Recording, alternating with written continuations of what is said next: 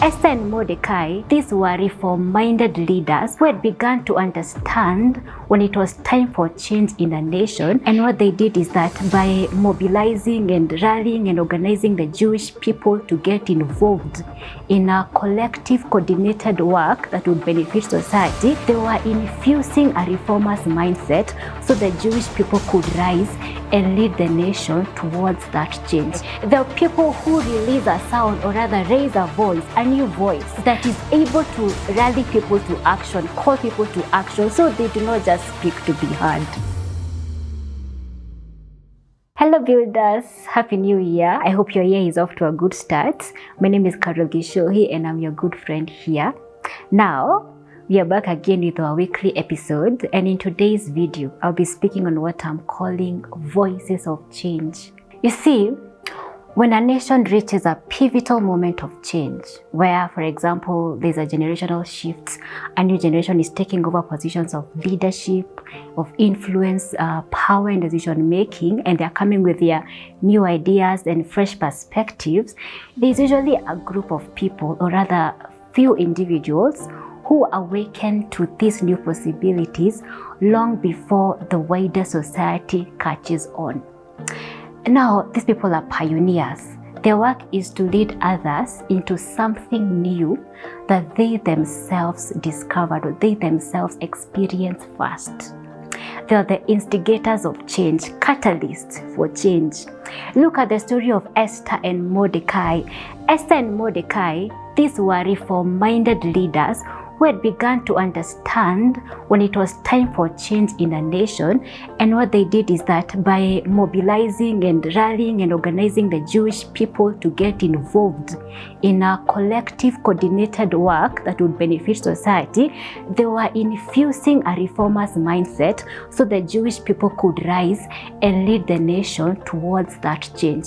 Because you see, in times of change, the group that moves fast, the group that acts fast, is the group that takes charge and leads the process of change and ultimately sets the trajectory of a nation. Now, an enduring voice of change in history that we all know of course, we cannot talk about social transformation and voices of change and fail to mention one enduring voice of change, Martin Luther King.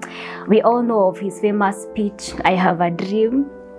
You know, what these voices of change do is that they articulate a new vision for society by painting a picture of the nation they envision if their ideas, or rather whatever it is that they are propagating, what they have discovered and they are now passing on to people, if those ideas are adopted by enough people within the population or within the society.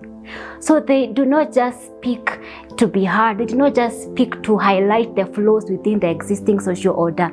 They speak because they have an alternative. They speak, like Martin Luther King, they speak to paint, to communicate a new vision for society. Should the ideas be adopted? They speak because they have countercultural ideas that are meant to shift narratives so as to change minds and shift public perception so that the people themselves can birth that change, or the change that ought to happen in a nation. Now, another voice of change, a biblical figure, I've given you a historical example. Another voice of change, a biblical figure, is John the Baptist. John the Baptist was a voice. His voice carried countercultural ideas, because these new voices that come to introduce change or come to introduce a new age, you know, when society is transitioning, they come with countercultural ideas. Now, John the Baptist, his voice carried countercultural ideas that were meant to influence people's way of thinking so that he could bring them into a new paradigm. He understood that the change that was coming could not be contained, or rather it could not fit into their old mindsets, old habits, or even in the culture of the day. So he had to live counter to the culture of the day. So these new voices, or these voices of change, they speak because their voices carry countercultural ideas that go against the established norms. Again, they do not just speak to be heard. They speak because, you see, Sounds carry energy, sounds carry energy, and even a voice is a sound. For example, say you're walking down the street and you hear some good music. You're walking down the street and you hear some good music. What happens when you hear some good music, walking down the street, you hear some good music, you are drawn. You will suddenly begin to see people gathering around that sound, that music.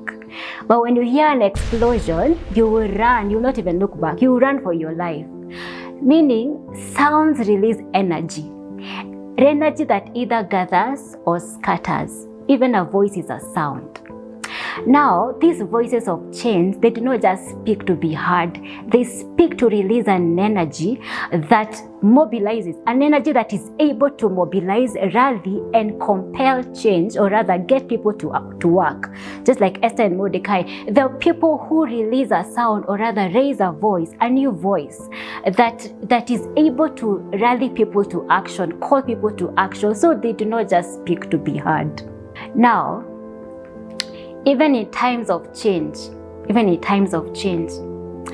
if new voices do not rise, the old order persists, because ideas with the widest reach are the one that shape society. That is why these people come in with their new sets of ideas when it is time for change, to counter what has been, or rather to make obsolete. It is time for change, to make obsolete the old systems that were built on old ideas that are no longer serving the present needs.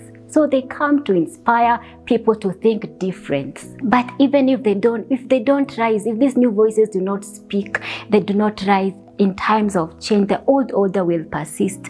Now they come to introduce their new sets of ideas, and when it is time for change, and as these new ideas gain traction, as people adopt whatever it is that they are propagating and championing and they are pushing, the people they gain traction. The people gradually receive them, and these ideas gradually gain traction until they take over and ultimately become the new norm. Somebody said that today's common sense was yesterday's heresy. So like as more people begin to adopt whatever it is that they are propagating, eventually they become the new norm and they are accepted when it is time for change. Having said that, if this message resonates and you are among those whom I speak about, Jeremiah was told to gird up his loins. In other words, brace yourself for a difficult task. You must get into what I call battle mode. A battle mode is a confrontational mode. Get ready to even defend your alternatives against entrenched interests vested in the old. Because you're coming to